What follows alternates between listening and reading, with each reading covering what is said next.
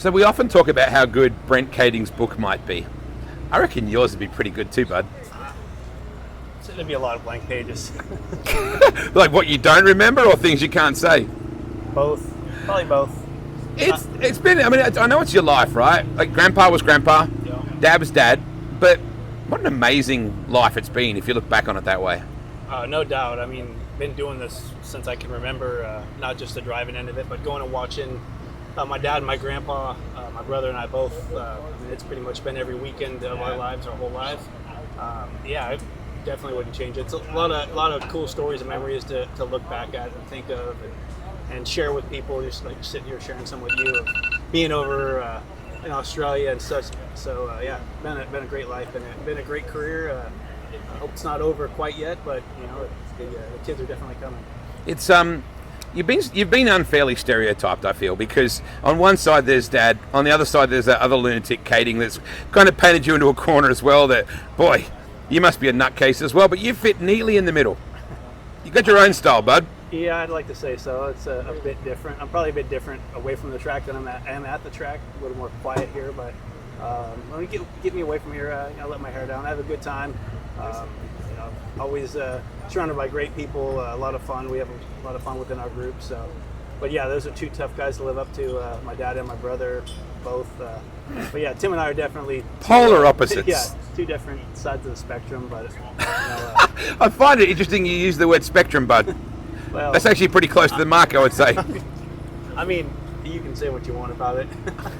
And we probably will. And pick whoever's on it, which one of us. What about memories with Grandpa? Because like he was like the original, the OG, right? Yeah, it was Tim and I, when we were kids racing quarter midgets and stuff, we were always local, so we didn't travel off with my dad all the time racing. If we had a race that weekend, we'd go to the local track there, San Jose Speedway, and watch my grandpa. And kids weren't allowed in the pits then, so we'd be tearing the grandstands up at night, but then hanging off his trailer and helping load. But he was a lot different than all three of us, my dad, Tim and I, as far as his character, who he was. And you didn't really see him off goofing around or at the bar after the races or partying. He was definitely an old school man, good dude, proud American. Definitely missed it. Been a couple months since we lost him, but great man.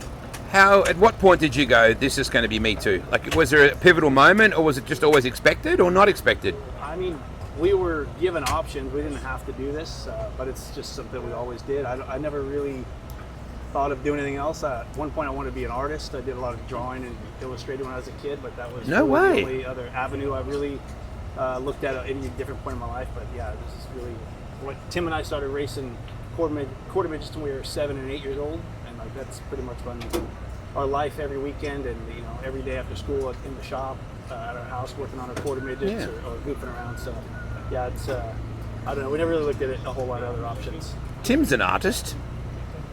Yeah. Yes. Yes, exactly right. I knew that's where you were going to be headed, so I thought I would just get there before you. So how many years now doing this? Well, this would be, I believe, my 29th or 30th year in a sprint car. Tim and I both started in 96 at San Jose Speedway, and slowly moved up. 97 we started racing with an ARC series, and then 2000 to I think 2013 I lived in Indianapolis, raced all USAC through that time, and then bounced back on off weekends, come home and race a car here and there. But yeah, and then came home, got married, had kids, and yeah, work at the shop with my dad and Brian Madley, and just kind of focus on racing as much as I can, but you know, being a dad and all the other stuff that comes with growing up. You know, you got to pay taxes, house payments, and all that stuff. Boo! So, yeah, definitely matures you and grows you up quick. But yeah, definitely racing's been a great part of my life. Very fortunate to have a great wife that looks after me and doesn't harass me too much when I'm going racing. Gives me shit that I'm Good leaving girl. for 2 weeks. So she's been around a long time, and very lucky to have her around. Clearly she's a lot younger than you if she's been around a long time, right? She's actually a year older than me. She's a cougar. Yep. You probably don't want to say it that way. She knows. You know, when you go back to you being a teenager and, you know, being a tear ass and flipping and doing all that stuff you do, wearing out race cars, to where we're at now with these kind of kids that are doing it, do you relate to, do you think back and go, slow down, kid? I mean, yeah, there's a lot of kids here that are, you know, one ambulance ride away from being a couple tenths slower, and I don't know if I was fortunate or unfortunate. I got hurt pretty bad when I was 18 in judo. You know, I was knocked out and in a coma. I burned my hands, had skin grafts in my hands, and then in 2001 at Terre Haute, I got an accident there, a flip qualifying off turn 3, and a flip, I don't know, 14, 15 times, and detached the retina and damaged the optic nerve of my right eye, so I'm partially blind in my right eye, so yeah, those things definitely slow you down, and you look at some of these kids, and you know, hopefully they understand the risk of it all, not you know, you can't race like that every lap, because at some point it's going to bite you. I mean, the cars, would you say the cars are safer these days than when you were doing that at Terre Haute, though? They're definitely safer these days. When I wrecked at Terre Haute, I mean, there was no open containment seat. I mean, I was in a Kirky that had 65 holes drilled in it to lighten it up, and a little Turkey headrest and my neck restraint. You know, other than that, you know, a neck roll was an advance in safety at that time. So, yes. You know, we didn't have the Hans devices, like you said, the full containment seats Yeah. and all the other stuff. What are your memories of Australia, mate? Both as a crew guy with Dad and as a racer yourself. Yeah, I had a lot of good memories over there. Like really good times racing for Steve-O with the Ace Fireworks car. I went and raced for Kratzman of the Easter Trail one year. Crado. It was a lot of fun. But the memories and the friends and the fans over there were amazing. When you kind of reminded me of here back in the day. You know, you go to Archer Field and it'd be raining, them guys just sit there in the rain and wait it out. And but some of the foods, I miss a lot of the foods. Allen's Lolly. Do you really? But I was a straight steak sandwich guy when I went over there. I didn't eat a whole lot other than that. Really? But yeah, really enjoyed all my times over there, going to Movie World, and doing all the kind of touristy things. You know that Aussies are into the USA versus Australia thing, and very much the good guys and bad guys. For sure. Your old man was the Dark Knight, right? He was the black car or the USA 69 or, you know, that stuff. So the Aussies were happy to see him there, but we wanted to kick his ass. Were you aware of that? Like, there was he would have got booed a few nights. All the time. I remember, I mean, we got in a couple little scuffles. The one I remember well was at Parramatta with the Madsons. That was in the Winfield car at that time.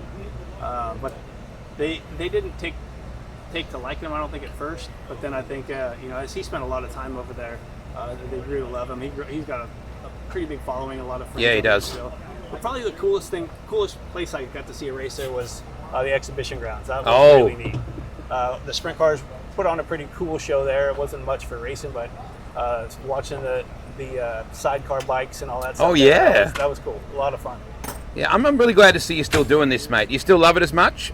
That's why I'm here still. I mean, obviously we're all here to win. You know, hopefully we can get some luck going our way, and I can pull my head out when it comes to qualifying and get us in a decent position to be up toward the front of the field. But yeah, I still love doing it, and like I said, I got a great group of guys that have really been with me since I started racing sprint cars, and they still enjoy doing it, and they're taking, you know, their 2 weeks of vacation to do Speed Week last week and be up here all week. So very appreciative of them, you know, giving me their time when we go away to race now. Hope you can afford breakfast tomorrow. Let's just think it's small steps, okay? I mean, it ain't going to take much, you know. But like I told you before, you asked me what I had for breakfast. I said we didn't get it today. We couldn't afford it, and it was free.